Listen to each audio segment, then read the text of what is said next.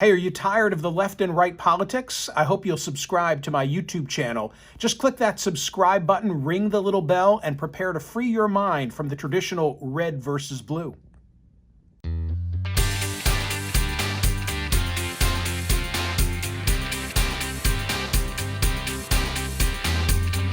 Jeffrey Sonnenfeld is the Yale School of Management business professor who, as Business Insider recently said in a profile, he's the guy with the country's top business leaders on a speed dial.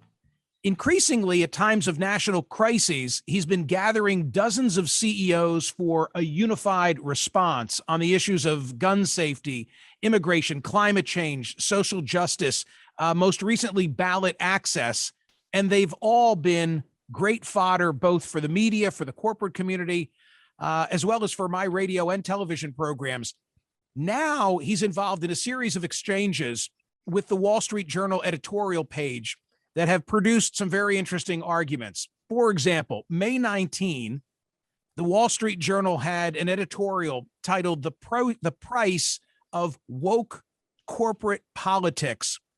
It concluded by saying this: the woke business trend isn't healthy for the free market cause. CEOs risk undermining support on the grassroots and congressional right for business, mirroring the anti-corporate sentiment that dominates the left. CEOs can never buy enough absolution from the left as long as they believe in profit. Alienating the right leaves them friendless. We warned CEOs that this would happen when they went for woke, and now it has. That editorial, by the way, its focus was about a new ad campaign that was targeting Nike and Coca-Cola, American Airlines, that sort of treated them like they were political candidates. Professor Sonnenfeld has now himself responded, as a matter of fact, in the most recent Wall Street Journal, both the print edition as well as the online edition, and he joins me now. Professor, thanks so much for coming back to the program. Thank you, Michael. It's great to be back with you, and it's great to be, again, stuck in the middle with you. Thank you for that. So what was the gist of the response that you offered to the Wall Street Journal editorial page? Well, I thought it was ironic that they were attacking these companies, American Airlines, when all their competitors have the exact same position. Delta, Ed Bastian of Delta, as they went after Doug Parker of American Airlines, and the same is true with the CEO of United Airlines. They had the same position. So if any CEOs want to attack, or the beverage companies or whomever they're identifying, you better have the resources to have your own corporate jet, because if you're going to start boycotting these great American global icons, they have the same positions. You don't have daylight between these hundreds of top American companies. And the reason is because it's a sensible position. It is in the interest of business to fortify trust in a free functioning election system, to have faith in society. We need that for have free enterprise markets to function.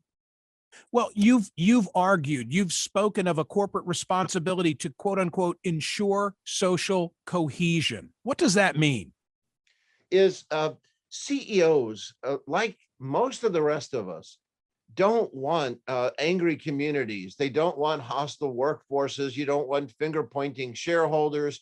We do want a sense of a working, functioning society. It was in the 1830s that a French jurist visiting the U.S., trying to understand our penal system, wound up writing a great book called Democracy in America. And this, as some may know, was Alexis de Tocqueville, who was a kind of a self-styled political scientist through it all, and said what makes America great isn't just the spirit of volunteerism that a lot of people know when they hear the name Tocqueville, but he said what makes America different is that our laws are written to be loose enough that we respond to whatever we need. But most importantly, it's that there's people, the leaders of our different institutions, from clergy to business to government to volunteer organizations, have built something called social capital. And what Tocqueville said way back 1830 is that social capital is more important than financial capital in terms of American success. And that's what this social cohesion is that we trust each other. We like each other. My parents, I'm a native Philadelphian, used to work in the polling places for one party. And when one of them was sick or had to go to the men's or ladies' room or something, they would hand out the literature for the other party working side by side. And that's just something that wasn't just unique to Philadelphia, Ward 1, if anybody cared. But it's something that was representative of what made this country really great. And even Mitch McConnell was talking last night about camaraderie with Joe Biden in the earlier years. And we just need to get back to that. And that's what it was in the business community. They want to fortify a sense of community trust. I think it sounds great in the abstract, but what if I'm the CEO of Nike or American Airlines or Coca-Cola, and I've bought into Professor Jeffrey Sonnenfeld's idea of the corporate community ensuring social cohesion, but the next thing I know, Professor, I've got some group spending millions of dollars running 30-second ads and treating me like I'm a political candidate. If I then call you up at Yale and I say, what the hell have you gotten me into? Your response would be what? Well, for Nike, they've actually made a business opportunity out of it. That the fringe that's attacked them is actually different from who most of their client base is. That old cliche that Michael Jordan had that say even Republicans buy sneakers or something like that, that doesn't wash anymore. In fact, there is no lost kind of ground where somebody can hide out from the issues without taking positions. We have to take positions. The business community is not isolationists. They believe that we part of a global community, and for successful diplomacy to work against whoever our adversaries are, we need allies around the world. They similarly are not xenophobic. They're not nativists. They don't hate foreigners. And this time last year, if we were talking on your show, we'd be taking a look at a lot of really hostile restrictions against immigration that led a lot of our tech community. And I actually worked just between us with Jared Kushner and others in the White House about trying to tone down what some of his colleagues were doing in the White House, working with the business community, just Chuck Robbins of Cisco, Doug McMillan of Walmart, and others were really alarmed that we were driving away some of the best talent. It's in the interest of America and the interest of business community. And what were these companies going to do? They were setting up, Michael, if you can believe it, just between us confidentially, they were setting up satellite hubs in Vancouver and Toronto to not have to even outsource this work to China or India or whatever. If they couldn't employ this talent in the U.S., they're going to go to Western, North American time zones and do it with the infrastructure being wired. So happily, they backed down somewhat on immigration issues. And the similar issue is on racial justice or on gun safety. Is these wedge issues driving us apart are dangerous. They're really divisive, and the business community just wants us all back on the same page on a sensible middle course that. And not to be pandering, but that this show represents, that's where most of the American public is. And that's where overwhelmingly most of the American business community is. And they have to toughen out when they get some of these weird attacks, which even the Wall Street Journal called them over the top, but said we have to expect it if you get in the political realm. Business community has always been in the political realm. We've never had this purest separation of sectors that some people like to pretend. No matter what Ayn Rand might say or Frederick Hayek as economists might have said, the world of Adam Smith of separation of sectors never existed. You look at your home city, Society Hill. That was a public-private hybrid of a investment society that created that wonderful development. We've had a hybridization of our economies since as far back as anybody knows, and we need to figure out how to embrace it. Business leaders have to know how to navigate the political world and not ignore it. You yourself, having studied business and CEOs for 45 years, have said that you've seen plenty of, I think your word choice was meaningless virtue signaling in the past. So why do you think this time, this climate is different than what you've seen previously? Yeah, we have to watch out for that all the time. Especially we saw it, we can worry about it now on the racial justice theme, as we saw a few years ago, say on the sustainability theme. There's a company that, we could just hypothetically call BP, and not to attract their lawyers to me, but BP, which for a very short period of history was called British Petroleum. That wasn't the name for most of the history of the company, by the way, but they branded themselves as that. And then one CEO said, we don't stand for British Petroleum anymore. We stand for Beyond Petroleum. And he was trashing his competitors and saying they're the more sustainable, economic, environmentally friendly company. It turned out that they weren't any worse than their competitors, but they weren't any better. And they were doing some pretty nasty things in the North Slope of Alaska with the Arco refineries that they bought, and Arco pipes they bought and didn't maintain, and some old Sinclair refineries in Texas they didn't maintain. And the CEO would never testify against all this. And then, the problems, of course, they had in the Gulf with the whole Horizons incident. And the fact that they were so unresponsive led us to lead that BP didn't stand for beyond petroleum, but maybe beyond principle. It's much better managed now, but that was the kind of thing you'd refer to as greenwashing, where companies will say the right thing. And that particular CEO didn't miss a TV camera or a college campus to promote themselves, but the truth wasn't there. We have to make sure that it's more than that. A lot in the ESG movement, you almost need, Michael, ESP to know what ESG means. There are a lot of inconsistencies and often well-intended, but not always well-intended. After this journalist Khashoggi for the Washington Post, a Saudi was killed, the Saudis were having a big Davos in the desert celebration, and everybody was trundling off to that. It took one reporter, Andrew Ross Sorkin, to say, well, hell, I'm not going.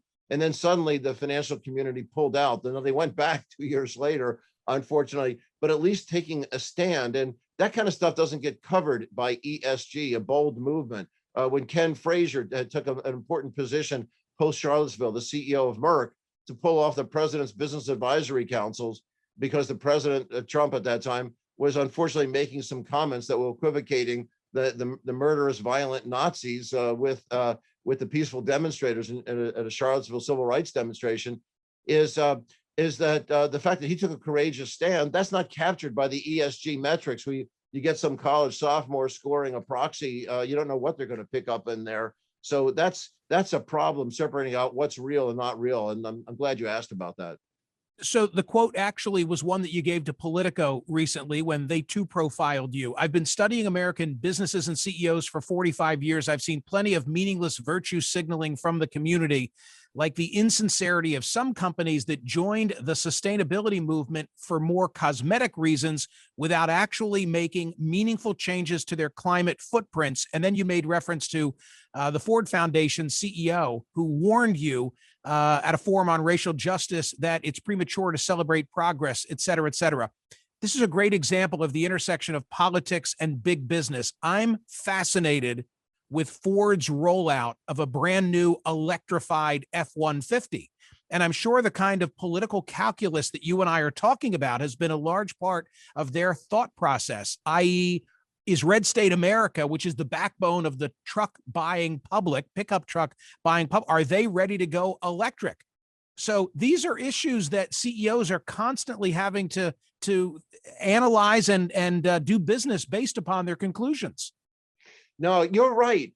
That's a really subtle point that you raise, because the Wall Street Journal also said and has criticized, saying, well, what gives the CEO the right to make these decisions in these uncertain markets without knowing where their shareholders are? And you answer it better than I did, Michael. That's a perfect example by taking a look at this big bet on a different technology that also has, of course, a sustainability theme behind it. Is who knows if that's the right call? They make calls in markets. We don't know what financial products they're coming up with, as well as what shoes or cars or things that we don't have a shareholder referendum for any decisions that these CEOs are making on these fronts. But we decide whether or not we want to invest in the company if we believe that they have the character and the competence to make the right calls. When it comes, as an aside, to the auto industry, I must say I was a little skeptical myself when this particular CEO's predecessor to removed, Mark Fields at Ford, was taking that F-150 and going all aluminum in a very much lighter aluminum alloy that had been developed. And I thought, well, it's 20% lighter and 18% more fuel efficient or whatever. I said, Mark, don't you want to make, maybe a third of your cars? They had two different plants. Why don't you have the old plant, I think in Kansas, make the old one just in case? He said, no, we're going with us. God, a whole bet the ranch. I was wrong. I thought, would these big macho, one F-150 guys switch over?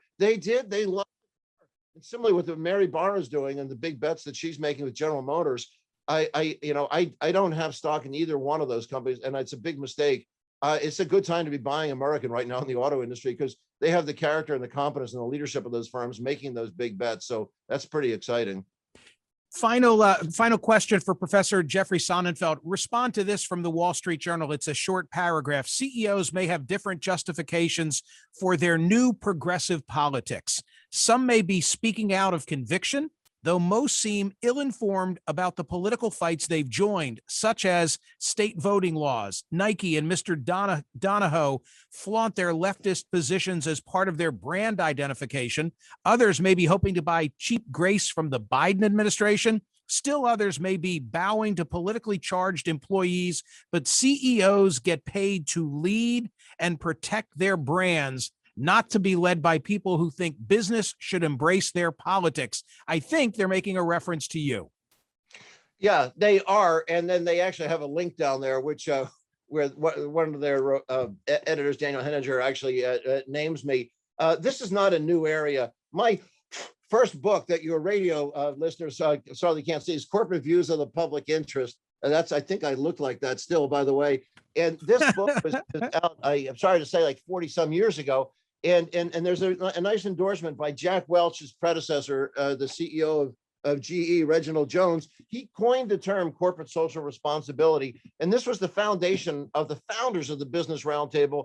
Back in 1970, they said that we have a license to operate from society. And if we violate the terms of that license, it can be revoked. They've always been there. There is responsible leadership, and that's where they are. And, when you take a look at some of these issues about voting rights, these CEOs do know it. They knew it better than the governor of Georgia, who signed it because he didn't have a chance to even read what was in there at the time. It's really dangerous. Georgia now is the only state in the nation, perhaps the only quote unquote democratic body in the world, where you have a partisan legislature that after the election right now can overrule the vote and fire the election officials that certify it as having been official. So we have a question about legitimacy being threatened in these 47 states, and it's all foundational on a lie that somehow these elections weren't secure when all 64 courts have and the whole Trump administration had certified them as secure. Come back to the first ward, and thank you, Professor Sonnenfeld. I really appreciate your expertise. Oh, thank you very much. I'm honored.